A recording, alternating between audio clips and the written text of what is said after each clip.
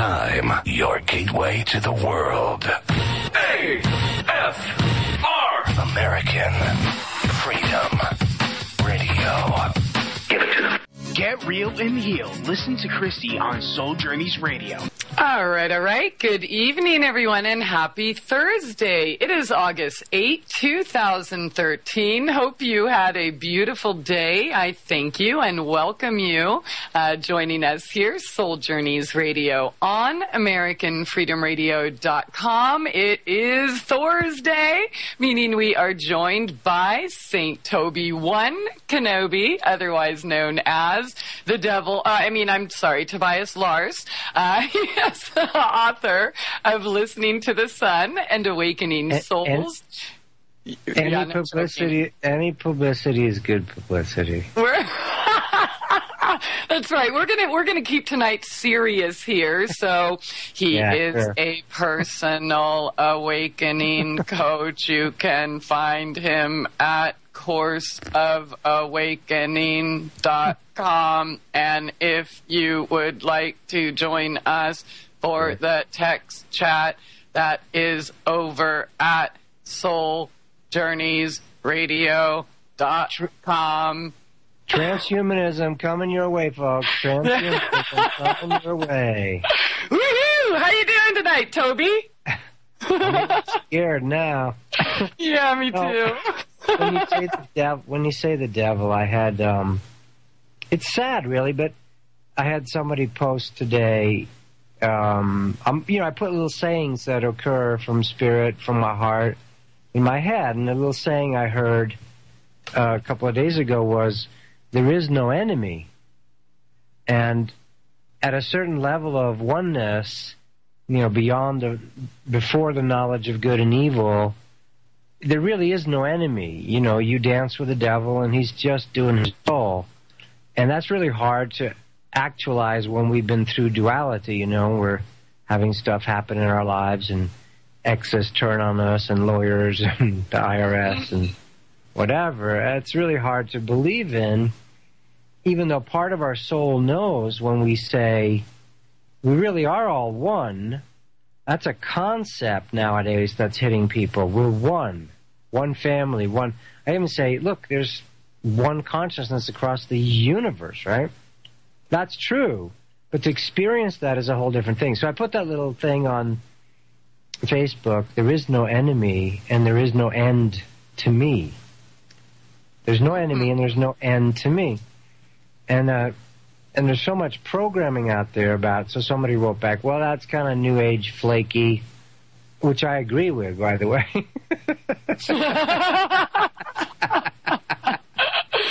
Yeah. You're my enemy. Yeah, I need enemies. That's it. I need enemies. I'm like, well, why don't you go get an enema and you might relax a little and you might not need so many enemies. Anyhow, I liked when I did enemas. Those were good. I went to the Edgar Cayce Foundation and had enemas, Nice. Colonics, I guess. Yeah, I don't understand why people, I don't know. I was traumatized by colonoscopies at teenager, early 20s, and all I have to say is exit only. I'm talking traumatized. When I started meeting people that were talking about colonics and all this stuff, I'm like, you have got to be kidding me. I'm glad y'all like it. That's cool. But I apparently have some more healing. Yeah. I need stress. Actually, the root chakra healing is at the root of the whole thing. That's the gateway into the mysteries, the root chakra. And yeah, that's a whole other topic. But anyhow, so the enemy thing, and so I realized with religionism, and this person, God bless her, said, well, you completely have misunderstood the Christ, that if you think it's all one and it's all good and there's no enemies. And then I was thinking about it, and I just said, we got to have some fun with this, because the arguing and trying to explain it rationally just, makes everybody fight each other, which was the very thing I was talking about. So I posted my comment back to her a little bit as a comment, and I said basically something like this. I'll look at it right here. It's interesting that the idea that the very idea that there's no enemy, feel that for a minute, there is no enemy. It turns you into whoever you're speaking to's enemy. Well, that's the final, exactly. And so, but it will trigger people who are really into, or just basically programmed, you know, I'm a good American, kill all them towel heads, you know? Yeah. We mean no enemy. Come on. Bin Laden is the enemy. Really? He was a CIA asset, blah, blah, blah, in Afghanistan, the Mujahideen visited by the CIA right before, blah, et cetera, thousands of people, you know, hundreds of pieces of evidence for that. So it's easy to program people. So I wrote this. It will really trigger people that need enemies. Because the beautiful thing about having enemies is what? You don't have to look at yourself. Yeah. You can blame them. Them. They. Them. Right? So, because it's very painful to look at ourselves. Like, you know, I know, people who really do the real healing journey, and this is about ayahuasca. It hurts. What we're going to talk about, because she has you look at yourself.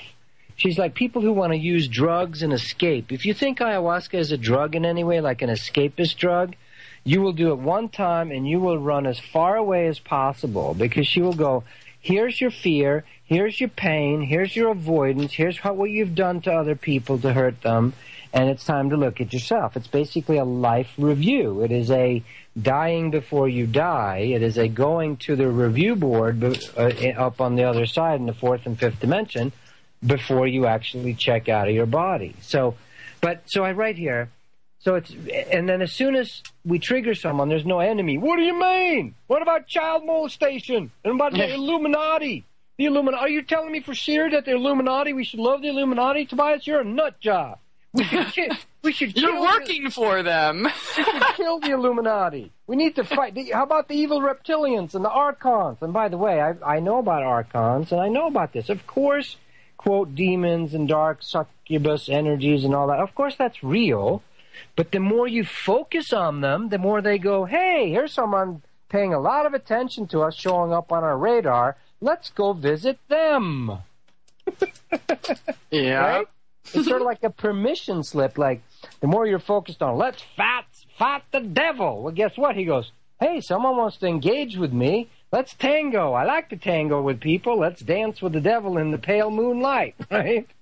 So this whole idea of we need to learn, expose things, but don't get fascinated, don't get obsessive compulsive about the quote evil, because what you focus and fixate, don't fixate on it, because if you fixate on it, that's what you end up stuck to like glue, right?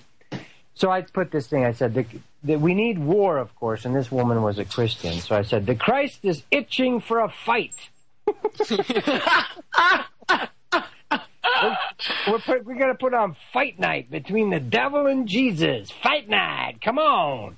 Pick a side. We don't care what side you pick. Be a fan, a fanatical. Just pick one side. Step right up. Get your popcorn. Buy the T-shirt. Cheer for your guy. And whoever loses or wins, no, we don't care, but there will be a fight in the parking lot later. Come on. Fight night between the devil and Jesus, right? It's nuts. It's crazy. But it's a very deep trick by the ego to get us to fight something outside of us so we don't have to actually look at ourselves, you know. And then I recently stopped working with some people that were, quote, shamans. These were shamans. See, in the shaman world, it's the same thing. It's the same thing in the Buddhist world, in the Christian fanatic world, in the Muslim fanatic world, in the Buddhist fanatic world. Come on. Over in India, it's like, you know, there's different sects of the Muslims and the Hindus that are fighting each other. Fanatic Hindus and fanatic Muslims. That's why you have Pakistan and Bangladesh, by the way, you know, because that was all about Muslims fighting Hindus.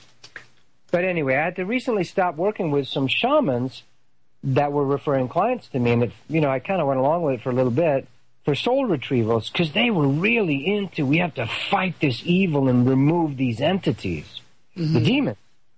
So here's these shamanic people that the Christians would go, you're all fornicating with devils, you crazy shamans. You shouldn't be doing that stuff. Don't talk to spirits. That's just satanic. So they're doing the exact same thing as the nut job Pentecostal fight Christianity stuff. And I'm not saying it's not true, by the way. It is true that there are, quote, demons or entities. But whether you're, quote, a shaman doing it, or a New Ager doing it, or a fundamentalist Christian doing it, or a fundamentalist Muslim fighting jinns and spirits, it's the same thing. So in this case, I had to tell these New Age soul retrievalists, you're too much into fighting enemies, just like the old Christian religionists. And this is, by the way, they end up fighting each other. It's perfect, God says, Source says, because the universe is the Tao. The Tao just says, what do you want? You want enemies to fight? Sure, you can do that. You want to grow tomatoes? You can do that. You want to have, orgies on some planet? You can do that. You can do anything you want. You really can. And so the universe simply just gives us what we're focusing on, what we're into, whether we're conscious of it or we're just programmed into it, right? And so there's this game of programming on this planet as well. Can we program the masses to fixate on whatever? Like, I haven't been watching TV this summer because in Sedona we don't have TV, We're just, I watch Netflix. So I went back down to Phoenix for 2 days, and I watched some of CNN, and I could feel this whole embassy thing. And when you're away from it, you kind of wake up and you go, oh, my God. They're just what are they manipulating for? They're angling for some kind of setup here to, it's not what's happening on the surface. You can really feel it, And then when someone comes along, and so the New Age shaman retrievalists, soul retrievalists, were doing the exact same thing as the fundamentalist Christians, which is we got to fight the devil, the demons, the entities. You need a soul retrieval, which is true. See, it's true. There's a right time and place for it. I do them. I did 2 this week, right? But you give the power back to the person you're doing it with. It's not about pay me the $500 and I'll remove this evil demonic entity from your family line. That's no better than the crazy gypsy woman on the corner that says, yeah, I cracked the egg. Look, it's blood in it. You have you have a curse on your life. It's just, come on, wake up, people, right? And so if you fall for that fear porn, which is what it is, it's like we get off on it. Part of us get off on it. We're like, ooh, there's something I can focus, fixate, get stuck on because I like being scared, even though I'll say I don't. And so this is on the way to getting conscious and really aware, you're going to have to feel those automatic places in you that go, I don't want to look at this in me, so I'm immediately running off. I see it with people, clients, and just people in general all the time. When I get close to a hot button for people, and in my own life too, a hot button, if you hit that hot button, you ever notice that? When you're with someone, you can tell you're getting down to the nitty-gritty, their hot button about their own stuff. They're like, I got to go now. I got a phone call. I got to take care of my child. I got to take care of my mother. Oh, my neck hurts. You're hurting me. I got to go. The body, the ego, the very universe around them will do anything to keep them from looking at that hot button. I see it all the time, and therapists see it all the time. As soon as you get close to the actual thing, it's like you grab the ego like you grab the snake. I love snakes. I'm nothing against snakes. But let's grab your snake. Like the snake came out of its hole, and you kind of grabbed it, and you're starting to pull it out, and it's fighting to get pulled out. When you do that, it will do anything to keep that person from waking up, because it, in a sense, does own the person. I agree. These deep, ancient, old entities, it's true. But if you keep fighting them on the outside and you don't heal them on the inside, you'll never get rid of them. Feel that? If you keep fighting them on the outside, this is Paul. This is, I'm going to be controversial here a little bit. Like, my child got abducted and killed. That's a horrible thing. But I'll spend the rest of my life fighting that here in the police world, but I'll never really deal with the trauma that it really caused me and the guilt I have for not protecting them or whatever the emotional feelings are. But I'll make up for it by starting a foundation, and we got to fight the evil out here. If we just save one child, it's worth it, right? Mm-hmm. And that's actually a way of avoiding actually dealing with the energy, traumatic energy itself. We become a crusader against evil. Careful of those that crusade against evil, because they're most often grinding an axe, fighting something in themselves, which is why it makes perfect spiritual, energetic sense when someone's a super crusader, like the guy in Florida, the congressman. I could give you 100 of these stories, right? The guy in Florida, congressman, he's out there, we must put an end to trolling for underage children on the internet. I'm sponsoring the bill, blah, blah, blah. They caught him literally, this is not metaphorically, with his pants down, talking to a 14-year-old boy in his office in the House of Congress. The very guy that's sponsoring the bill to stop people just like himself.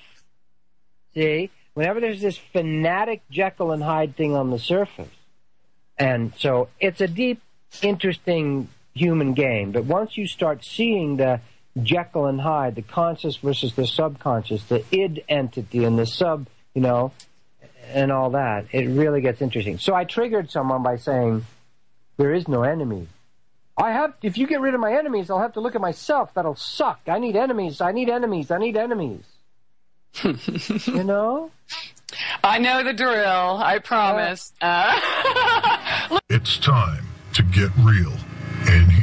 MyTrueEssence.net would like to tell you about Modifiland brown seaweed extract. It's composed of an elementally rich seaweed called laminaria. It takes 40 pounds of laminaria to make just 1 pound of Modifiland. There's nothing else like Modifiland. It is the richest in alginate, fucoidin, organic iodine, and lamarian. Alginates are the most effective organic element in nature that enable the body to rid itself of heavy metals, radioactive elements, and toxins. Fucoidin is an extremely effective anti-cancer substance found abundantly in brown seaweed. Organic iodine is the greatest protection for the thyroid offered by nature. Laminarin aids in the prevention and treatment of cardiovascular disease. Go to www.mytrueessence.net and click the Modifiland banner to get started on your path to rich health today. Also check out the Healing Shop for proven essential oils, medicinal teas, and even health coaching. It's time to get real and heal. Go to www.mytrueessence.net.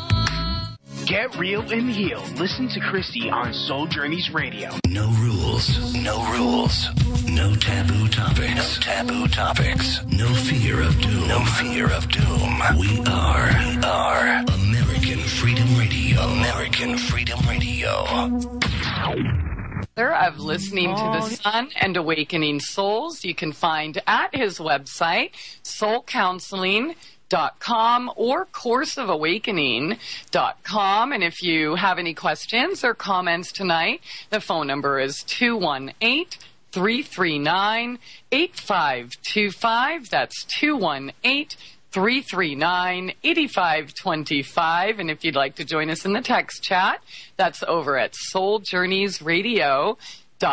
We're talking about ayahuasca medicine tonight. And Tobias, you mentioned in the last segment how, we all want an enemy, and when you trigger somebody by maybe giving them some insight on things they would rather ignore about themselves. I'm just wondering, whatever possessed you to feel safe triggering me? I mean, don't you read the blogs? Don't you understand that I'm going to chop off your pee-pee and eat your firstborn children? I asked God several times. I said, what I usually do is I just go, God, you need to handle Christie or whoever. That's my modus operandi. I go, and I understand it because I've been through it myself. Talk about being a crusader, I mean, I've been there, about whatever. See, whatever gets your goat, whatever gets our crusading mentality, we have to say, Monsanto, let's drag the board of Monsanto into the street and actually start peeling their skin off little piece by piece and hang them upside down and slowly slit their throats, There's an energy on the planet that wants to do that. A righteous anger, but whatever thing we get into that we feel we need to fight, there's a fine line between, there's a way of exposing it and then not getting stuck in it. you know. It's like if you have a car accident, you don't go, la-di-la-di-la, nothing happened, everything's beautiful. No, it sucks to have a car accident. It sucks to have the Bilderberger, Illuminati, Monsanto, and whatever, you know, all that stuff, right? Of course it sucks. Religionism and wars and death and murder and child molestation. Yeah, it sucks. But you don't get stuck in it. Like, if you imagine if you had a car accident, then 3 days later, you call that person. They go, yeah, I'm still here at the scene of the accident. I'm like, wait a minute. You had your car accident 3 days ago. What are you doing here? I'm really angry that it happened, and I want to focus on it for the rest of my life. 40 years, at least. That's insane, right? Unless you're the one doing it. I mean, yeah, it's insane to us who, you know, can see it, but when you're in it, no, it's totally not insane. It's like, come on, don't you get it, Tobias? You're the enemy. No, I understand. And then the ego is so good, it says, if you don't agree with me, if you're not with me, you're against me. Yeah. Right? Our actual chimpanzee president, you know, a couple of presidents ago, and they're all controlled, we understand that, but actually said that in the State of the Union. He said, if you're not with us, you're with the terrorists. I mean, and that's amazing that the collective is that programmed that we can have a president say that idiocy, you know, that divide and conquer crap, and to fan the flames. And so, yes, it's good to be outraged and wake up and so forth. But the healing is what really will change it, you know. Once you see it, and so many people right now are waking up, it's very beautiful, you know. Millions of people waking up. But it's very, very scary for those that are still caught in the game of us versus them. There's very few. One thing that's going on lately is, psychopaths. Okay, I agree. There's a very small percentage of beings walking around in human bodies that are so disconnected from their own emotions and feelings, they have no empathy for other humans, and they really are just psychopaths. I agree. But it's very, very few. You know, what, 3%? Yeah, even if it's 3%, that's a lot of people, but it's 97% who are really good-hearted humans that are just confused and are getting bamboozled into send your son off to kill people for nothing. I gotta tell this. Got my hair cut a couple of days ago, and there's a sweet girl there who she does a good job, so I ask for her usually. She's there. And a couple of years ago, I was in Mexico for something, and I bought 3 rosaries. Now, I'm Swedish. Like, there's no Catholicism in Sweden where I grew up, or in New England hardly, not very much, not where I lived at least. So I have no judgment or history, but I understand the Vatican and what went on, and, you know, I know some things about it. But I met some beautiful Catholics. And so one way to take back the power is to use their symbolism. So I bought these 3 rosary beads from a guy on the street in Mexico. And I felt intuitively to give it to my hairdresser. And she said, why are you doing that? I was just thinking I want one. And she's a tattooed young girl with piercings and stuff, right? Mm-hmm. Definitely party girl a little bit. And sweet, but we have fun just playing. And I go, yeah, I don't know, I just felt to give it to you. And she's like, oh my God, that's really funny, you know. And then she tells me, well, my brother just got shipped off to Iraq, you know. And I'm like, yeah, I'm not going to tell her all about 9/11 right now because, you know, she's probably not going to believe that, right? Good boy. Yeah, exactly. Plus, I want my hair cut straight, you know what I'm saying? So it's like, yeah, tell her after she's done. Keep that razor over there, please. But so a year and a half later, 2 days ago, she goes, Tobias, check this out. This is amazing. She goes, my brother came home. Did I tell you this last time? And I go, no, what happened? He came home.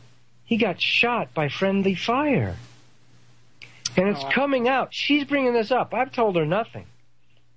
And guess who he got shot by? The CIA.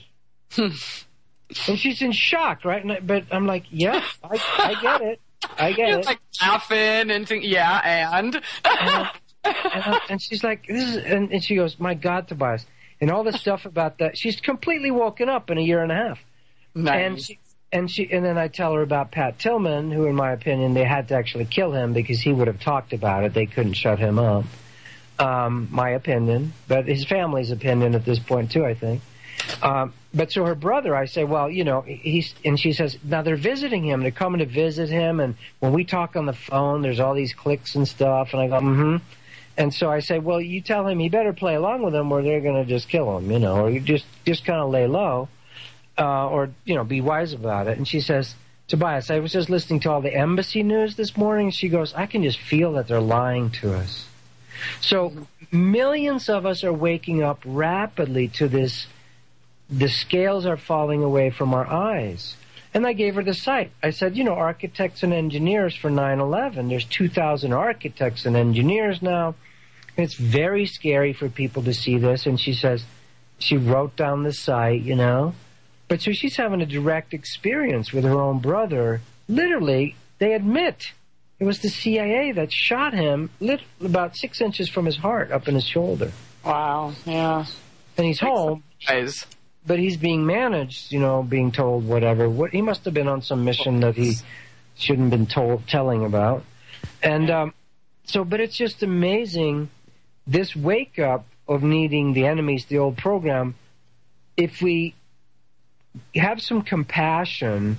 Because think of where we were 10 years, 5 years, 2 years, 20 years, 30 years, 3 lifetimes ago.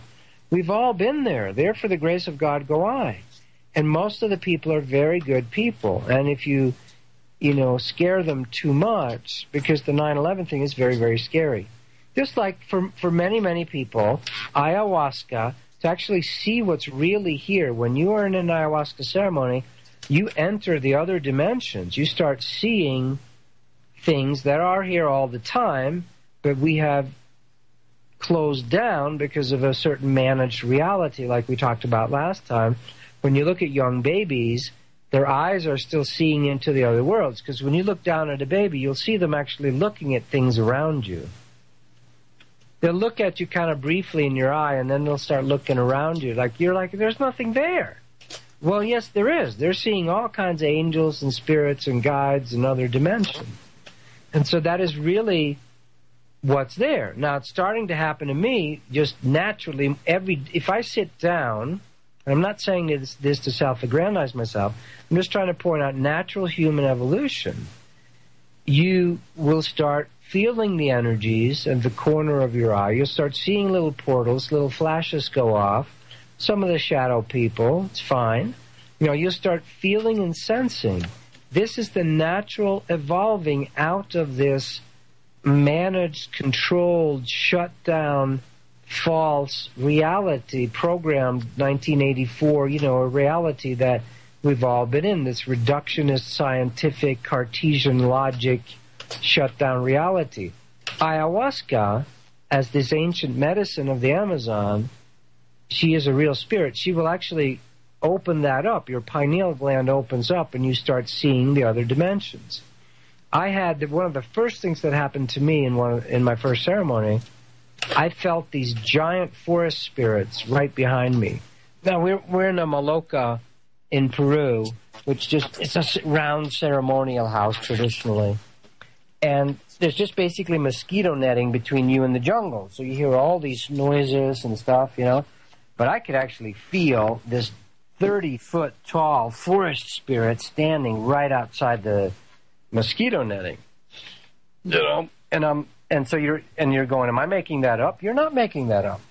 Because you're starting to see into the other dimensions. And like I mentioned last week, the one gentleman who was on the ceremonies with us traveled to his brother in Europe and woke him up and his girlfriend in the middle of the night. He traveled from the Amazonian jungle all the way over to Europe, woke his brother and girlfriend. They sat up bolt in the bed. They looked at him when he blinked out and came back to the jungle. The next day, his brother called him and said, "What the hell were you doing in our bedroom last night?" So that's proof. That's proof. That's something going on. There is hallucinations, but it's all real in one sense. But then there's also, actual spirit travel. And those are different. In your dreams, you have some very, very vivid dreams that are more concrete, more solid in a sense, then others that are just sort of passing, thoughts. Thoughts aren't quite concrete yet. They're not solid yet. They're the idea of creating something. But in ayahuasca, she's going to show you inside yourself. She's going to show you things you haven't looked at. So me feeling the forest spirits was, I'm like, whoa, that's kind of scary, right? They're huge. I'm like, I better be nice to those guys. And so all these things will open up these natural abilities that humans have. Ayahuasca is a preview of. You can't deny it because it's not some theory. You're not talking about it. It's not some, this is our particular meditation technique, and you must follow Guru Swama Rama Lama Ding Ding to get to heaven, or whatever. You have to join this church. It's not about that. It's about you having direct experience. That's why it's called the Vine of the Dead. Ayahuasca literally means, in Quechua, the ancient Inca language, the vine of the soul or the vine of the dead. You're dying to your ego self for 6 hours, and that's very interesting. During ceremony, many people are worried about, if I throw up or get diarrhea and purge, la purga, I'm going to feel stupid and look bad. That's the last thing you're worried about, because your ego goes away. Yeah. It's sort of like when you're in an emergency situation, you don't care what you look like. But when you're in an ayahuasca ceremony, you're like, man, it's too much reality happening. I'm not worried about how I'm looking right now. And, really, and it actually gets really, really funny. Everybody, we had moments of... It's like we actually cared about this before. I know. It's a reprieve from the ego, which is an amazing vacation. And there's times of total telepathy. Like, we were 23 people, and... our group in Ecuador, I'm going to keep it to 12. I want to do it a little smaller than that. But when I first went down there with this other place, it's like 23 people. But we would all be in telepathic contact. It would be like amazing. You'd be like talking to each other in each other's heads, and then you'd have individual time, and then the group would meld together as one thing, and you would all support one person that was going through something particularly they needed to purge. It's just hard to describe in the words from the place where we've been enculturated or indoctrinated by our current culture. But it's a preview of a more heavenly, more real feeling the natural dimensions, the plants. I mean, the one huge thing about ayahuasca is it's a plant medicine, and she actually is a goddess of all the Amazonian plants that she's merged with. So all the animals and the plants are basically her friends, her servants, her, she's the goddess of the jungle in one way, but she's also an ascended star master. Many people have contacts with ETs, like Harvey that called in, I think, talked a little bit about the ETs last week. One of my friends during one... It's time to get real and heal. MyTrueEssence.net would like to tell you about Modifiland brown seaweed extract. It's composed of an elementally rich seaweed called laminaria. It takes 40 pounds of laminaria to make just 1 pound of Modifiland. There's nothing else like Modifiland. It is the richest in alginate, fucoidin, organic iodine, and lamarian. Alginates are the most effective organic element in nature that enable the body to rid itself of heavy metals, radioactive elements, and toxins. Fucoidin is an extremely effective anti-cancer substance found abundantly in brown seaweed. Organic iodine is the greatest protection for the thyroid offered by nature. Laminarin aids in the prevention and treatment of cardiovascular disease. Go to www.mytrueessence.net and click the Modifiland banner to get started on your path to rich health today. Also check out the Healing Shop for proven essential oils, medicinal teas, and even health coaching. It's time to get real and heal. Go to www.mytrueessence.net. Get real and heal. Listen to Christie on Soul Journeys Radio. Yo, what's up? Check this out. The voice of the revolution. American Freedom Radio. American Freedom Radio. Tobias Lars. SoulCounseling.com is the website, or you can go to CourseOfAwakening.com. We are discussing ayahuasca, and Tobias, you left off sharing some cool ayahuasca stories with us, and how one of your friends was just basically talking to ETs the whole time. Yeah, so even with shamans that do it thousands of times, once you think you know what's going to happen or what goes on, it's ever new and ever interesting, you know. You can spend the whole ceremony inside plants and learning about talking to the plant spirits. You can do it finding pieces of your soul that got trapped in some dimension where, you know, you're definitely doing a soul retrieval. You can do it spending time with ETs. One of my friends said the whole night, he said, were you guys there? It was like the battle between the galactic ETs going on, you know? And he had spent the whole time with the little gray guys and seeing what their agenda is, the Zeta Reticuli, and, quote, the good, bad, and the ugly between that whole story. And he was actually part of, in some dimensional place where they were keeping, quote, the ones that weren't, quote, so good from coming into the earth. Very real. You can go to all kinds of dimensions. When Jesus says, in my Father's house are many mansions, those are dimensional frequencies. Literally, they're like the lokas of the Tibetan Book of the Dead and the Egyptian Book of the Dead. There's many different frequency dimensions that exist. And so during ayahuasca, you get access to those ones that you're involved with. So yeah, he told me, I was amazed. He's like, oh, spaceships, and there was battles for planets and all this stuff, you know. And he said, didn't you guys see them at one point? They were hovering right above us and all this stuff, right? And some other people were involved with that in the group as well. I wasn't. I was on some other kick, you know, or some other thing that was going on for me. So it's very hard to encapsulate what goes on with ayahuasca. But basically, she's going to look at your chart, and she's going to present whatever healing is important to you. For Joy, when she just went down to Mexico and we did light doses, like I said, her intestinal irritable bowel syndrome type stuff, if you want to give it a label, I don't like to give labels to things, but it completely gone after 4 light ceremonies. She's had that for 20 years, you know. So there's physical healings that happen. Glaucoma, I've seen people have just go away. But so ayahuasca is very practical. She literally scans your whole body. She did that for me one time. Like, she's shaking my whole body, like scanning up and down every cell in my body. And many people report, too, that it feels like she cleans your cells. And that when they actually purge or throw up, sometimes there's metallic things, like all the metal that's gotten stuck in your system for all these years. Somehow she manages to get all that out of your cells, and you throw it out. Throw it up.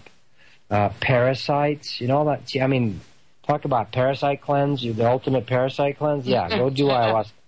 She'll take care of it for you.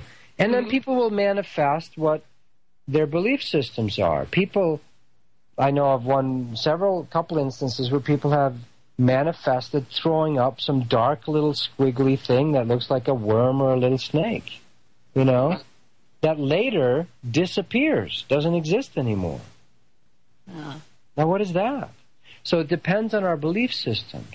And then other times, people will spend in bliss at the right hand of God, you know, literally saying, I was sitting and watching myself way down there, and I thought I died 200 years ago. That happened to me, too, in one ceremony. I completely forgot this identity, Tobiasness, in this particular time on Earth.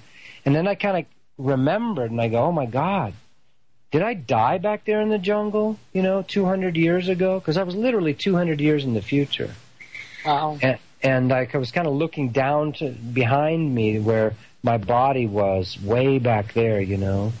And so it's hard you can't encapsulate. Each time it's different, but it's perfectly customized for you. In this last ceremonies for me, I got to talk to some of my teachers, like Yogananda. I talked to Osho and Babaji. I talked to them as beings. And I did a lot of talking with ayahuasca herself because she was also training me for the upcoming, retreats we're going to do. Because it's important that you have people that can hear directly from ayahuasca that are helping run your ceremony. Now, I'm going to be a little controversial. People are going to say, you need to be with a traditional shaman and all this stuff. Yeah, I agree. You don't want to do it willy-nilly. If you've got problems, don't go off and do it by yourself. If you got serious kind of fears and traumas and stuff, it can be a harrowing, dark experience. It's good to have a guide. A few people that are strong enough or whatever, yeah, you can do it by yourself, let's be honest. But it's not about that you need someone that looks like an Amazonian shaman, although our Peru trips are very traditional with Jill and Casey down in Pucallpa. Very with the Shipibo Indians. There's a woman shaman, a male shaman, flower baths, yoga, cleaning, the diet, everything. Now, the diet is important. We do that as well. But what you really need is someone that is there managing the room, that's hearing directly from ayahuasca when she says, that person needs a little extra help. You need to go help clear their energies. You need to sing into them, or you need to help encourage them, or pour some water on their head so they tone it down a little bit, or help them to the bathroom. And ayahuasca will actually tell people that, like Mark. Mark and I will be doing the ceremonies in Ecuador. Mark spent 2.5 months down in Peru working with Jill and Casey as an apprentice.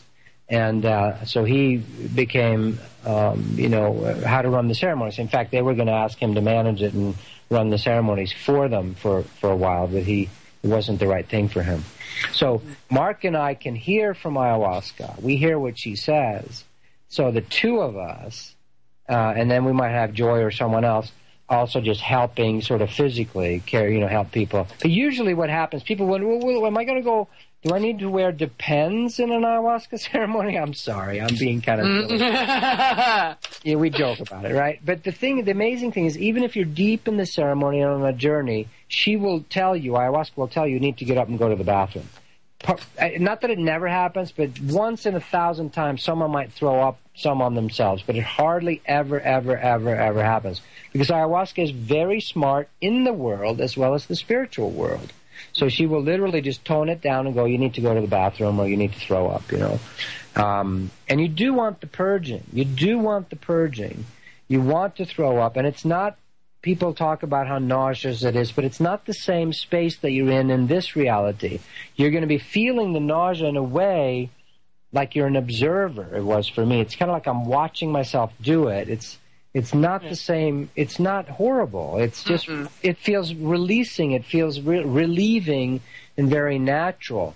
And the intestinal cleaning you'll get is second to none. I mean, she's gonna heal you of stuff you don't even know you had. There's nothing that you knew you had.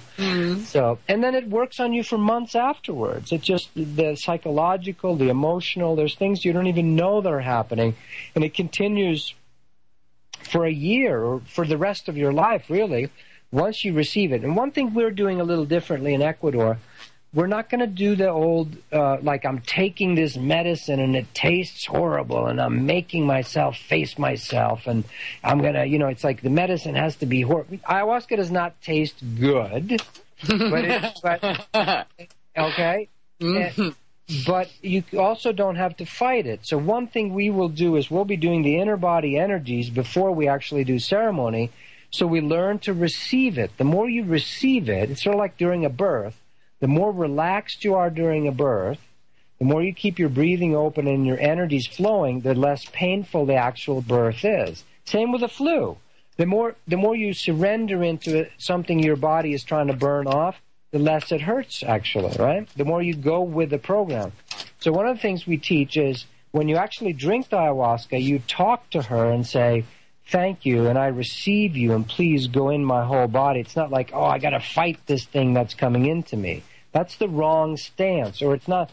It makes it more of a battle, and that makes for more of a show. You can have full-on entities and exorcism stuff and all that, and that happens in ayahuasca ceremonies.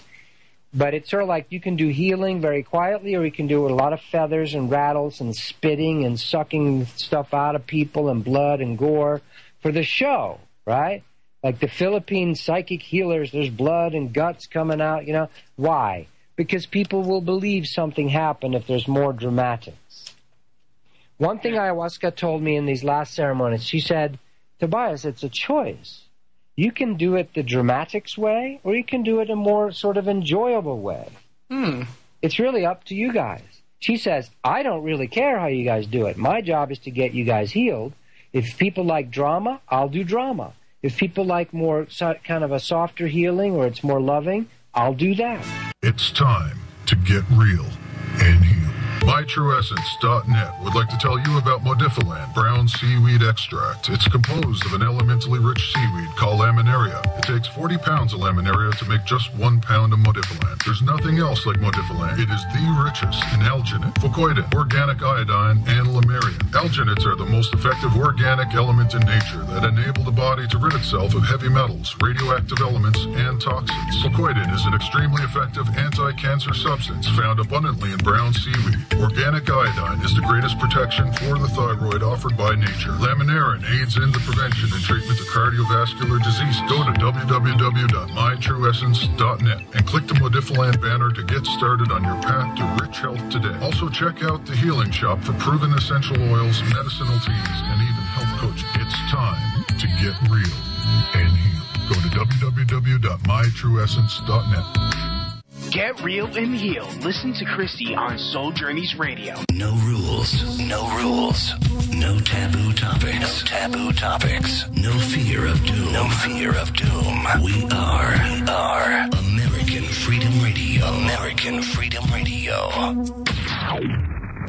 All right. Welcome back. Top of the second hour here tonight. Soul Journeys Radio on AmericanFreedomRadio.com. Ayahuasca medicine is the topic with Tobias Lars. And if you want to check out about his ayahuasca adventure, you can go to spiritualtravelers.com. That's spiritualtravelers.com. And while you're there, check out the other adventures, not just Amazon ayahuasca journeys, but swimming with the manatees and the dolphins and the woofies. I love the woofies. Yeah. Wild horses, Hopi land, all sorts of fun stuff. That's spiritualtravelers.com.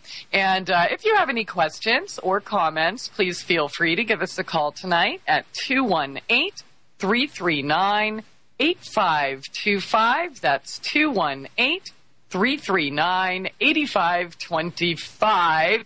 And Toby-Wan Kenobi. That sounds like a cannoli or something. Toby-Wan Cannoli. Cannoli? Ooh, I like that one. Cannoli's delicious. Toby-Wan Cannoli. Toby-Wan Cannoli? Me too. But a good one, a real one. I was like, made some mistake at some buffet in Vegas or something and tried the cannoli, and it was like, oh my God. The people in Little Italy would just be like, oh my God, you're not allowed to make these. These are horrible. I agree. No cannoli in Vegas. No in Vegas. Or Atlantic City. Yeah, okay. Okay, so, yeah, ayahuasca. Yeah. Ayahuasca is a sweetheart, and she's a tough taskmaster. Just like any real teacher, they will confront your foibles, your ego, your crap, your sins, your stuff you need to heal, your issues in your tissues, right? But at the same time, they're doing it to help you wake up and really become more of who you really are. But during these last ceremonies when we were looking down in Mexico, we're not going to do them in Mexico because the legal status there is not quite clear yet. You know, many people are doing it, you know, but for us to bring a bunch of people. But in Ecuador and Peru, obviously it's thousands of years tradition. This is obviously part of that culture in those countries, completely accepted with the native people. And so we want to make sure we do it in a place like that. I actually asked ayahuasca, I said, can you guarantee that in Mexico the police won't come and say you need to pay us off? And she said no. And I said, okay, well, that settles it for me. I don't want to deal with that. And, you know, the thing is, the ridiculous thing is, that there's even a problem with ayahuasca. It's just a vine. Ayahuasca itself you can grow and buy and sell even in the United States. And then there's the plant, the chacruna plant, which is this bush that grows to maybe 5 feet tall sometimes, or maybe a little taller. But it looks like a ficus tree, sort of, or it's hard to describe, kind of a nondescript, regular leaf. And it actually has the DMT in it, the dimethyltryptamine, and it exists in hundreds of plants out here. So it's not that the plants are illegal, but somehow the boiling it down. So it's a gray area with ayahuasca. Some shamans are bringing it into the U.S. The Uno de Vegetal, the Brazilian church, it went all the way to the Supreme Court. They are allowed to do it in their ceremonies here in the United States. The main place is in Santa Fe. But they do it in a Christian tradition, right? They all dress in white, and it's kind of a little bit cultish, if you ask me personally. So it's a questionable status, but hopefully in the next 10, 20 years or sooner, it'll be realized by enough doctors doing studies and so forth that it's really, really helping people with all kinds of healing, awakening, psychological, emotional, physical things, because it is a mother plant. And her interest is to heal the human children. It's hard to explain this, but she's actually a spirit entity, an ascended being, a goddess, if you will, that was human at one point. I asked her in the last ceremonies if you were ever human. And I got to see her human life, in the more. What's that? Tell us more. Well, it was, I kind of tend to ask questions sometimes. Hot. Yeah. and she's very funny, It's an entity. My first ceremony, she showed up as a beautiful young maiden with copper-colored hair and green skin. And I knew instantly, intuitively, that's Mother Ayahuasca. And she takes many forms. She takes the form of the anaconda often. She becomes the anaconda, which in our Western world, we're kind of been programmed to be fearful of snakes, even though on our healing, the caduceus, the healing world, the medical world, those are the two snakes going around your spinal column, the energies of the kundalini, which are the healing energies. I mean, the only reason chiropractic works is because you manipulate the bones back so the energies can flow up and down your spinal column and heal itself. Well, that's the kundalini, the serpentine energy, if you will. And even in the Mosaic tradition, the ancient, he was a high Egyptian priest. When he's walking in the desert with the Israelites, why does he put up a staff and then manifest a snake hanging on it? Google that, Moses, snake in the desert. What is that about? Because it's a healing energy. It's an ancient healing energy that we've been then programmed and trained. You should fear it, you should fear it, you should fear it, because it'll wake you up. But these remnants of even our Caduceus or Moses or Asclepius was the original, one staff with a snake around it was the original father of medicine in the Greek tradition. And he just has the one staff with a snake entwined around it. And that was what Moses did as well. And that's what in Shiva, in the ancient Vedic tradition, Shiva has the cobras around his arms and around his neck. It's not that we're worshiping snakes. It's that you are allowing the most fundamental life force, which is the reptilian brain that gets developed first in the human embryo, right? The first part of the brain is the deepest, that controls the most basic functions. The parasympathetic system, your breathing. Your breathing is the last thing to go. When you're in a coma, a lot of things shut down, but your breathing keeps going because it's the most fundamental, controlled by, run by the reptilian brain, right? So, and this is also why snakes are masters of what? Of breathing, of energy. How do they kill? They kill by suffocation. Yeah. The constrictors. I had a snake come to me in a vision one time, a beautiful white and yellow python, like a boa rather, the albinism. And he was showing me this. He came around me, and he was constricting me. And he said, if you don't fear me and if you surrender to me, I'll teach you mastery over life and death. This is the same thing that happens in yogic tradition when you go breathless. This is why yogis can be buried underground for 40 days, or their heart literally stops. When yoga first started happening to me as a 19-year-old, my heartbeat would stop for like 3 beats. I went to the nurse to see and she thought there was something wrong with her stethoscope. Wow. I did this certain breathing out. No, I later realized it was from other lifetimes of doing yoga. So I would do this certain in-breath, and on the out-breath, I would relax the system completely, and my heart would just stop for like 2 beats. And she would literally like bang her stethoscope and go, there must be something wrong with this one, right? And I was smart enough or dumb enough at the time. I didn't tell her what I was doing. I just wanted some proof that I wasn't just making this up in my head, you know. Mm. And so this mastery over the breath, this is why there's so many breathing techniques.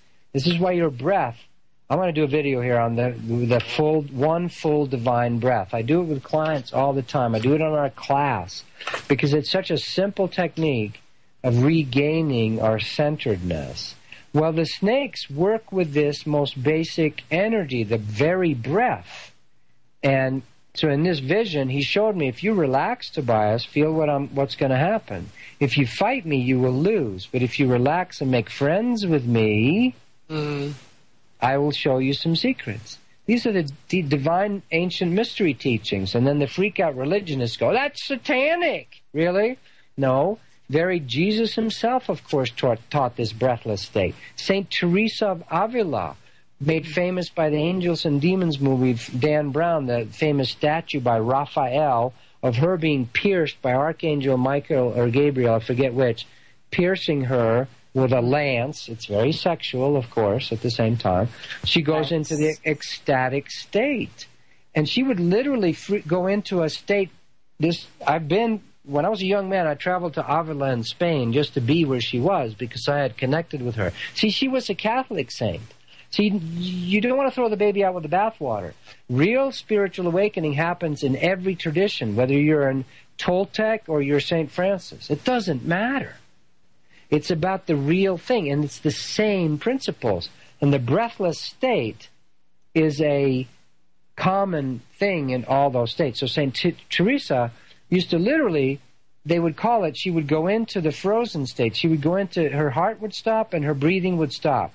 And the fellow nuns would literally have to carry her and put her someplace. And then she might be in there for a week. And this is cataloged, written down, you know. And, of course, the church at first freaks out and goes, this is the work of the devil. And then later they make a saint out of her. It's always the same old story, you know. Yeah.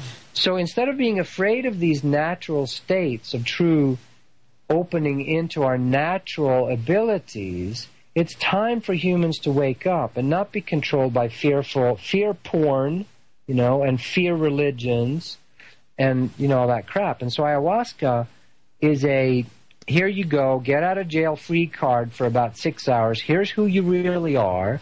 Here's your abilities. You're actually going to talk to your friend telepathically. And then when you realize, holy cow, I can't deny that actually happened. They heard me. I heard them.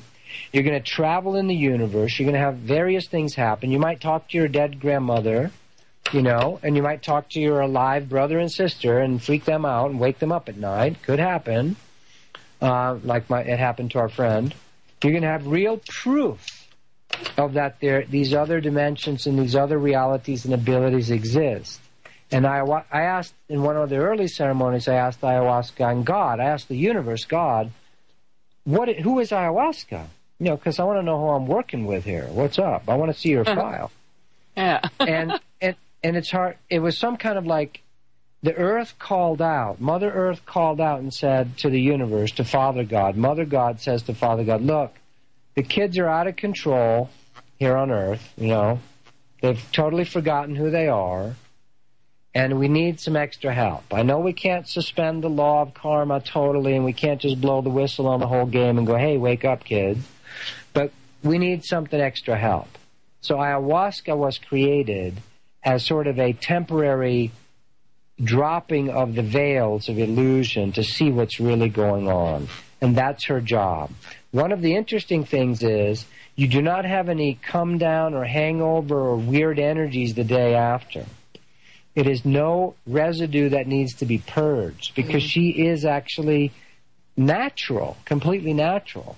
You might feel a little bit like, I just want to lay here and integrate what happened to me, you know, but you're not going to have any purging to do. Like with any kind of weird man-made drugs, there's often residue that you know is not so healthy.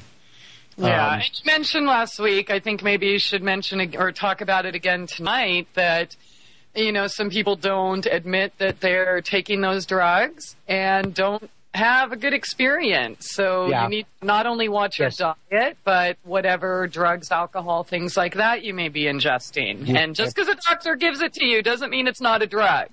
The one thing that does not work, and that's why you need to fill out the application form, the registration form we send to you, honestly and accurately. The one thing that does not work is SSRIs, serotonin, reuptake inhibitors, the antidepressants. You will have a horrible experience and a demonic, hellish experience if you're on any of those. If you take ayahuasca, you will freak out. And so you really need to be off those at least 60 days completely before you do ayahuasca. That's the way it is, folks. I'm sorry. There's, the pharmaceuticals do not work with her. She does not like them. She'll go right after them instantly and go, I need to get this crap out of your body before we can go even any step further. So you have to be honest about that, and if you're doing that, you can't come and do ayahuasca. You need to get off them for 60 days, which I understand that's a difficult situation for people that feel trapped by the pharmaceutical system, but I don't know what to tell you. Take it up with God, You can do ayahuasca with someone else, right? Yeah, not with us. Great. And if you have heart problems, any kind of serious heart problems, it's also, we can't really risk that because she will elevate your heart rate a little bit at sometimes for some people. Not that happens regularly, but it's just that because you're going to be in a new world. Anytime you're in a new situation, your heart rate elevates a little. So, also, so be honest, any kind of natural herbs and things usually are fine, although you want to get off of those also about a week ahead of time because you want to let her work just on you. Tobacco goes fine with it. Real natural jungle tobacco, the shamans work with that all the time. They will actually sometimes add some mixtures in that. We work strictly with just the chacruna and ayahuasca vine. We're not ayahuasqueros. We're not paleros. We haven't done hundreds of diets with the actual trees and different plants themselves. We don't hold that out. We will be guiding you in your personal experience with ayahuasca. We know how she tells us what to do with you and how to help you and how to have a safe space for you, but it's going to be between you and ayahuasca. Tobias, somebody's asking on the chat, what about herbs like seaweed, dandelions, things like that? That's all good, right? That's usually fine. If you're doing an herbal extract, that's some particularly strong herb that you're doing an extract of, we want you to get you off that at least 3 days ahead of time. Do you mean like tinctures with alcohol? Okay, yes. Tinctures are tough, but regular gentle herbs, teas, things like that. You can drink tea is fine. We're not going to do coffee. Some of the diet, it's important to diet. No pork. She doesn't like pork for some reason at all. No beef. We can eat chicken, actually, and in the jungle, they actually eat guinea pig, too. Oh, wow. Yeah, okay, I was told no meat, no fat, just basically a raw diet for like a week. I did have some nuts and maybe... No, I agree with that. No fats, no spices, no sugar, no milk products generally. But we did a certain type of cheese this time and chili rellenos and beans. It's time to get real and heal. MyTrueEssence.net would like to tell you about Modifiland brown seaweed extract. It's composed of an elementally rich seaweed called laminaria. It takes 40 pounds of laminaria to make just 1 pound of Modifiland. There's nothing else like Modifiland. It is the richest in alginate, fucoidin, organic iodine, and lamarian. Alginates are the most effective organic element in nature that enable the body to rid itself of heavy metals, radioactive elements, and toxins. Fucoidin is an extremely effective anti-cancer substance found abundantly in brown seaweed. Organic iodine is the greatest protection for the thyroid offered by nature. Laminarin aids in the prevention and treatment of cardiovascular disease. Go to www.mytrueessence.net and click the Modifiland banner to get started on your path to rich health today. Also check out the Healing Shop for proven essential oils, medicinal teas, and even health coaching. It's time to get real and heal. Go to www.mytrueessence.net. Get real and heal. Listen to Christie on Soul Journeys Radio. Welcome to the world's meeting place. American. It's practically narcotic. Freedom. Oh, yes. I like very much. Radio. You're an American institution. American Freedom Radio. SoulJourneysRadio.com. You can join us there for the chat as well. We are discussing ayahuasca and Amazon Journey, if you want to check it out, coming up in October. SpiritualTravelers.com is the website. And Tobias, I think you're hitting on some very important information here, especially where diet is concerned, because people don't really think about that. They're like, woo, I'm going to South America to party. And yeah, I think we addressed last week, it is not a party drug. I don't even consider it a drug at all. It's an ancient medicine. It's literally hundreds of thousands. I would say it's 100,000 years old, but some anthropologists will say, whatever is acceptable. It's certainly thousands of years that the Indians were using it in the Amazon. Now, we have two journeys. One is with Jill and Casey down in Pucallpa by Lake Yarinacocha. I can never say that right. At the old Pablo Amaringo's, the very famous ayahuasca painter, they have inherited his land, so that's actually a very beautiful tradition.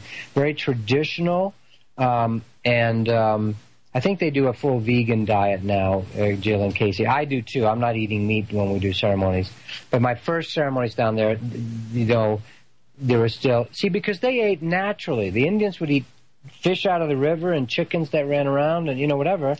But so that was okay. But generally for us Westerners, if you're already into a meatless diet, obviously you're going to continue that.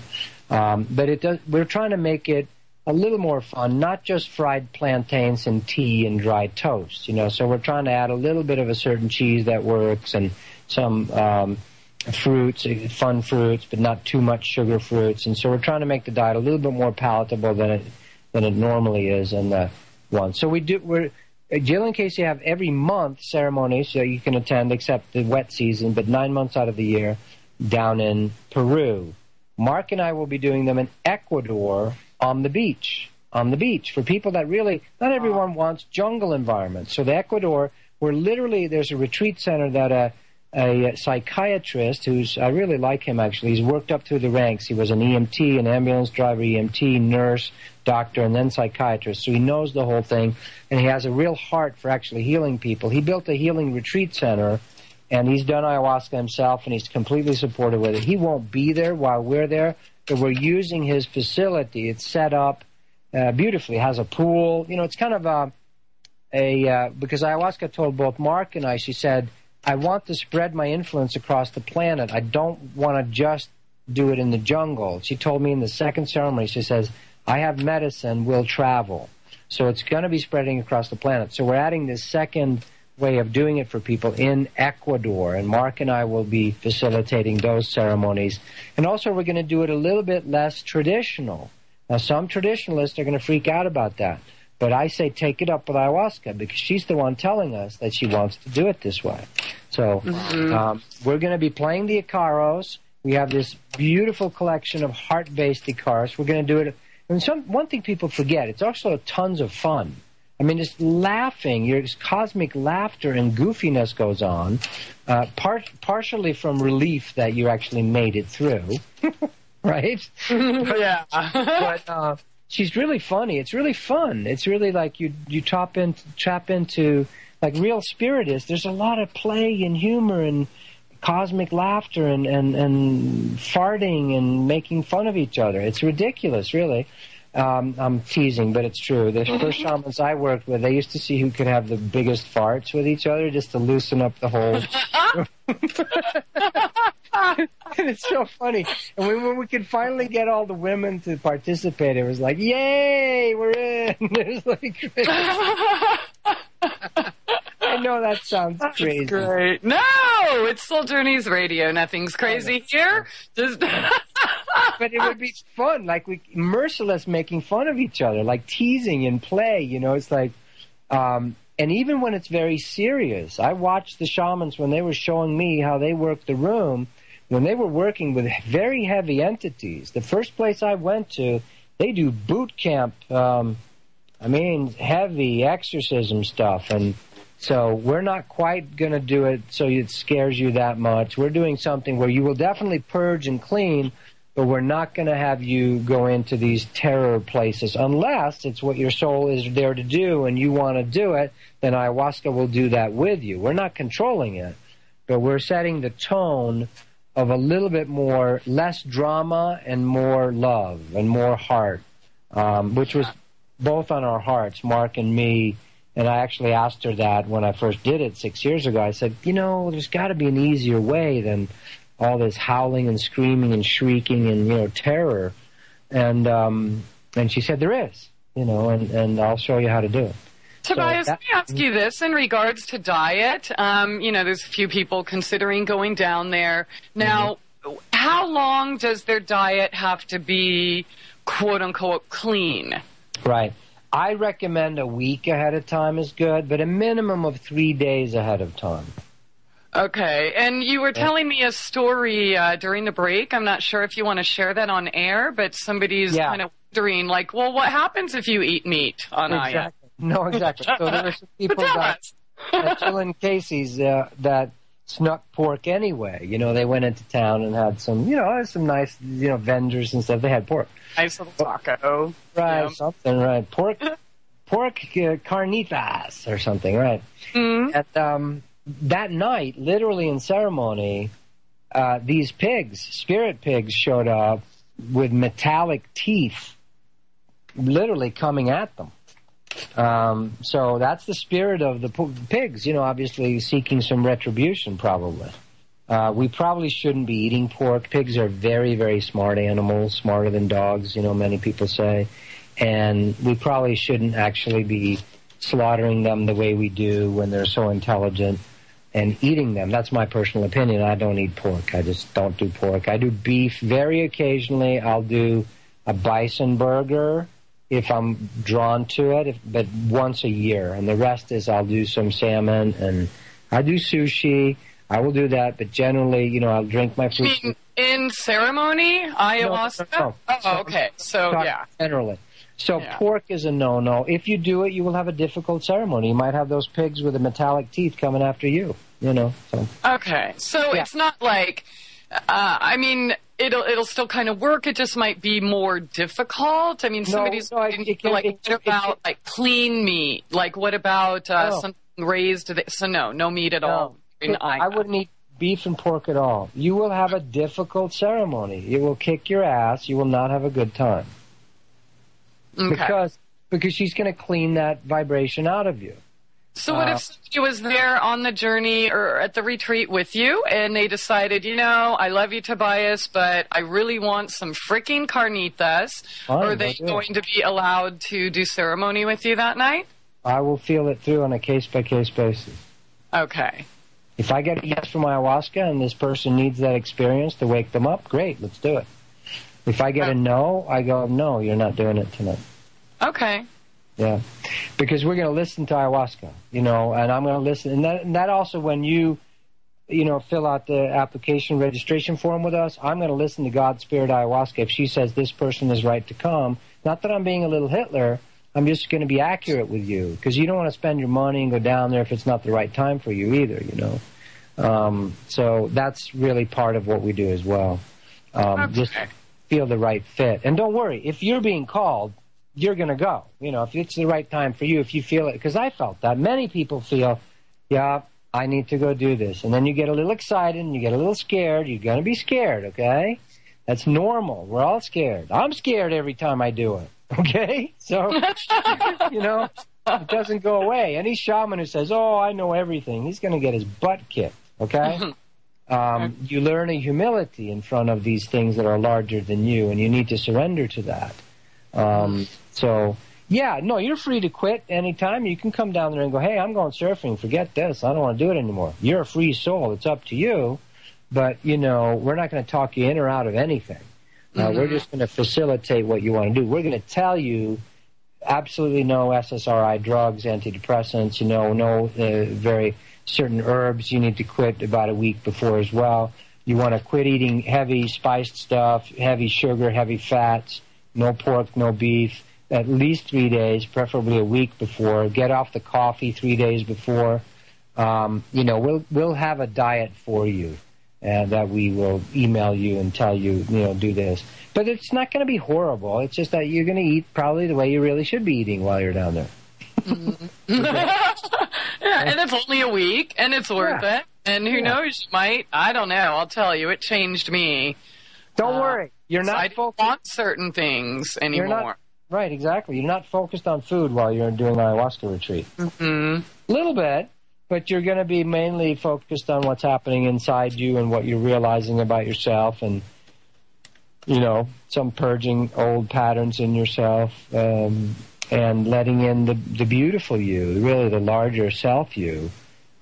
Also, 3 days after finishing the retreat, we don't want you immediately going, to a big pork fest either, So we can't go to the buffet and gorge ourselves and then go have a night on the town at the club. Probably not a good idea.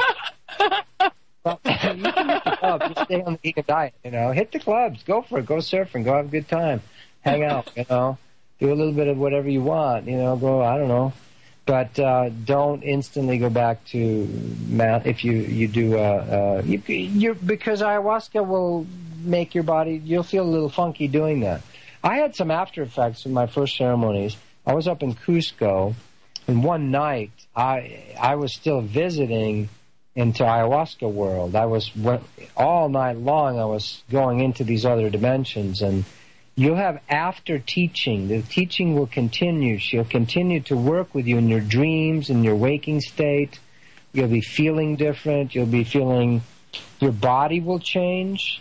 It tends to rebalance things inside you, hormonally especially. If you have any kind of hormone stuff out of whack or, energy out of whack, she really will work on that for you. So people report all kinds of stuff. I mean, we're not doctors. We can't claim healings particularly that way. But these are anecdotal stories, glaucoma, irritable bowel syndrome, healing of eyesight, some cancerous tumors. Yeah, tumors for sure. There's a woman from Germany who was given up by the doctors, and she stayed and she apprenticed for a while. I think she stayed a couple of months, but after a couple of months it was gone. So. But it's also just clean living. You start eating right, but ayahuasca will go after that. But it's also a lesson we have to learn. See, it's not always about healing it instantly. It's something that is underlying there that we need to look at. And there's going to be, it's afterwards you're like, oh my God, I know more what's really happening on the planet now. It's like your soul gets a wake-up call. It's like, hello, time to wake up, Yeah. And your personality goes, okay, all this thing I was all uptight about these things, and you'll have more forgiveness and understanding for people. You just become more of the natural human being you're meant to be. That's not instant perfection. You can't just go 4 ceremonies or 4 or 5 ayahuasca ceremonies and I'm enlightened now. That's not going to happen generally. But you will have massive jump start. And then, people go once a year sometimes to get, redo it, because each time you get an upgrade. She'll only take you as far as you can go each time. You don't want to push people too fast, and she doesn't do that. And it's beautiful. It's beautiful. The last journeys we did, it was just so much heart and love. It was like I was feeling, one experience you might have is all the people in your life, you'll be doing all this forgiveness and love with each person. Like you'll see, your heart might just overflow. That happened in one of the ceremonies for me. Even for your enemas. Yes, that could happen. Yeah. You start being less judgmental. You have a bigger picture, You get more humbled. Yes. Doesn't mean you turn into instant perfect human being. No, you may still have your personality stuff, but it's whatever your next step is. Oh, I get it. Like one thing that happened for me was I had big healing initially with seeing how I was kind of hard on people. I would kind of push people to get their stuff together, And It's time to get real and heal. MyTrueEssence.net would like to tell you about Modifiland brown seaweed extract. It's composed of an elementally rich seaweed called laminaria. It takes 40 pounds of laminaria to make just 1 pound of Modifiland. There's nothing else like Modifiland. It is the richest in alginate, fucoidin, organic iodine, and lamarian. Alginates are the most effective organic element in nature that enable the body to rid itself of heavy metals, radioactive elements, and toxins. Fucoidin is an extremely effective anti-cancer substance found abundantly in brown seaweed. Organic iodine is the greatest protection for the thyroid offered by nature. Laminarin aids in the prevention and treatment of cardiovascular disease. Go to www.mytrueessence.net and click the Modifiland banner to get started on your path to rich health today. Also check out the Healing Shop for proven essential oils, medicinal teas, and even health coaching. It's time to get real and heal. Go to www.mytrueessence.net. Get real and heal. Listen to Christie on Soul Journeys Radio. News and information you can trust. This is American Freedom Radio. Freedom, American Freedom Radio. American Freedom Radio. Hey, had too much fun on the text chat again, but I'm not reading it. Okay, I'm not looking. Yeah, I forgot what we were talking about. I'm just kidding. I'll take that. Yeah.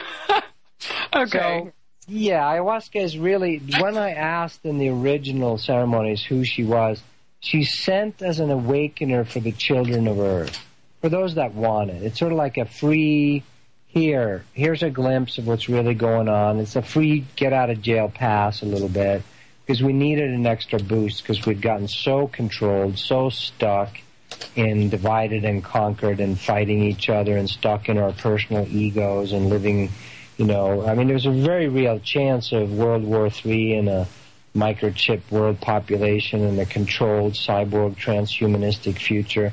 Very real. And there might be a timeline where that's actually happening. It's not happening in mine because I'm not into that. And remember also as souls, we have a choice.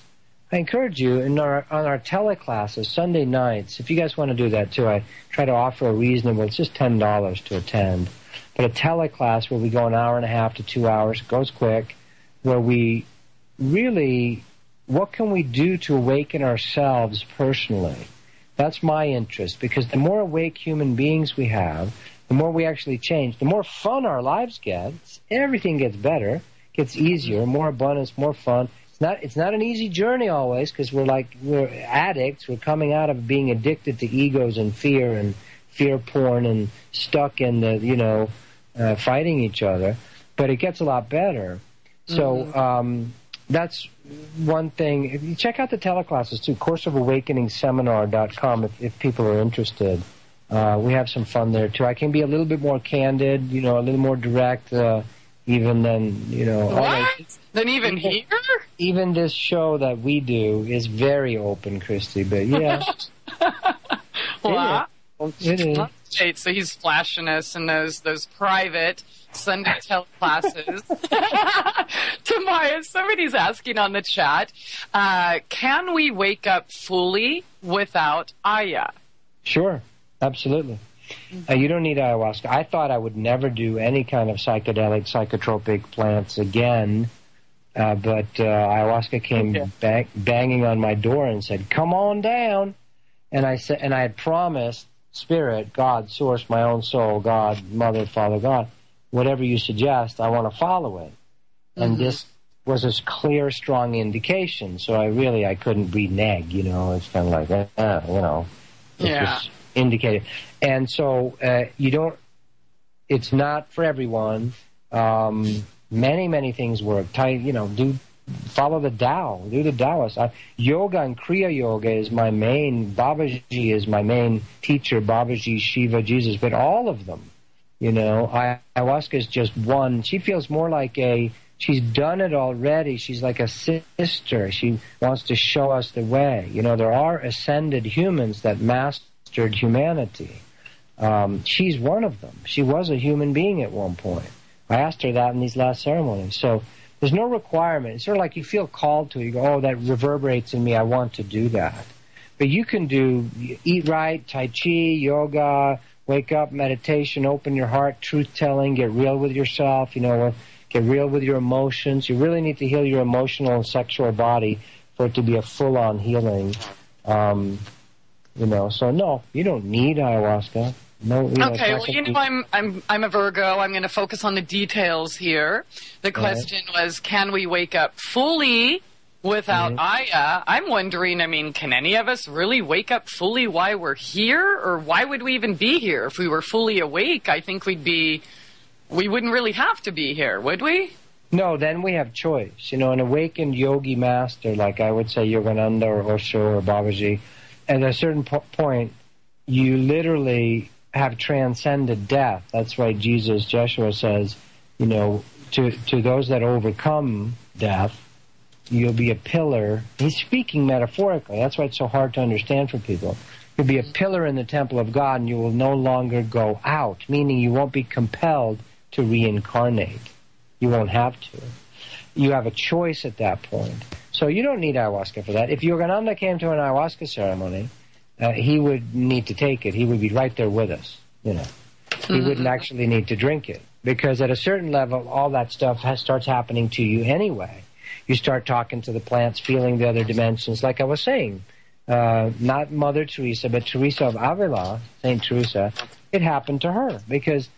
But not most people don't have the time or the discipline to meditate for 30 years twice a day, a certain technique, or they don't have enough bhakti, heart love. Jesus is basically a bhakti yogi. He teaches heart love. He says, love God. Just do it that way. Well, you have to have a lot of love, like St. Francis, for it to start opening up. But all that started happening for St. Francis. He was a master, the animals, the wolves. He healed that wolf. That almond tree bloomed for him in winter in 45 minutes and gave fruit. And he was working in that world, and he had gotten there through pure heart love, merging with Jesus, but really with God. So you don't need ayahuasca to fully awaken, but it certainly will help you, give you, like I said, a get out of jail free card to kind of go, wake up for a little bit, and there you go, Yeah, here's a glimpse. It's a glimpse. It's a glimpse, but it's actually more than a glimpse in a way. But it is it's an experience. It's an ingesting the natural world. You are drinking that which this planet is. This planet is plant life. Let's be honest. Planet, planet, right? This is plant life. There's mostly plant life on this planet. And the response of the heart is green. When the love of the sun touches the planet, she responds with love, which is the heart chakra, which is green. There's some blue plants and purple plants, but mostly there's some greenery happening here. That's the love expression. So ayahuasca is the goddess. There's ibogaine, too. There's a couple of other, there's lots of plants, and they all have their roles. But Mother Ayahuasca is, I would venture to say, the biggest of those entheogens that are here to activate the humans. Now, some people might argue with me about ibogaine in Africa, but I think it is really darker and heavier, and it will kick your ass even harder, ibogaine. And so I feel drawn to ayahuasca at this time. But so she's here to help. And you will be changed. And if you want to not grind it out the hard way, but get a little bit of a natural, because it's a natural drink, it's not anything artificial, a natural awakening, it is helpful. We can help each other. We can do it all on our own. No one needs to do soul retrievals with me, but I'm good at them. I will feel your root situation that's up. I just did one yesterday. Feel my root, baby. Oh, I'm sorry, you were talking. No. For you, Christie, as you admitted in the beginning of the show, that would be very healing for you, actually. Okay. It will be. It will be. Yeah, okay. You know what? I'm going to put you on a table that's like moving around, spinning in the air like Star Wars with some dude sticking this like 14-foot thing up your ass. Right. Okay. And it's like, it's going in, like, where is it going? Right? You think it would go right through your mouth, out the other end, and, you know, hit the ceiling, but no, it's still going in. That's not fun. I understand. Oh, just relax, Christie. Here, we'll turn you upside down and just relax. My mom and everyone, you know, this is fun. No, thank you. See how fallen we are? Instead of it being loving and natural, it's turned into this clinical, horrible, traumatic experience. It was like Star Trek, or it was weird. It is. It's horrible. But that's because we're so unrelaxed about, we have, you know, there's this trauma in all our chakras, the root, the sexual, the solar plexus, the heart. Come on. Heart disease is the leading cause of, why? Because our hearts are completely damaged, you know, energetically. Our throats, you know, throat cancer, we can't speak our truth. We can't, you know, we get brain tumors because we can't allow our pineal gland to be open, you know. So, yeah, it all needs to be healed. But, yes. I think I'd rather have heart disease than root disease. I don't know. No, don't say that. Just you can practice the inner body and just do it by yourself for as long as you want, okay? Just practice relaxing. It's time to get real and heal. MyTrueEssence.net would like to tell you about Modifiland brown seaweed extract. It's composed of an elementally rich seaweed called laminaria. It takes 40 pounds of laminaria to make just 1 pound of Modifiland. There's nothing else like Modifiland. It is the richest in alginate, fucoidin, organic iodine, and lamarian. Alginates are the most effective organic element in nature that enable the body to rid itself of heavy metals, radioactive elements, and toxins. Fucoidin is an extremely effective anti-cancer substance found abundantly in brown seaweed. Organic iodine is the greatest protection for the thyroid offered by nature. Laminarin aids in the prevention and treatment of cardiovascular disease. Go to www.mytrueessence.net and click the Modifiland banner to get started on your path to rich health today. Also check out the Healing Shop for proven essential oils, medicinal teas, and even health coaching. It's time to get real and heal. Go to www.mytrueessence.net. Get real and heal. Listen to Christie on Soul Journeys Radio. You're listening to the future of talk. American Freedom Radio. This is American Freedom Radio.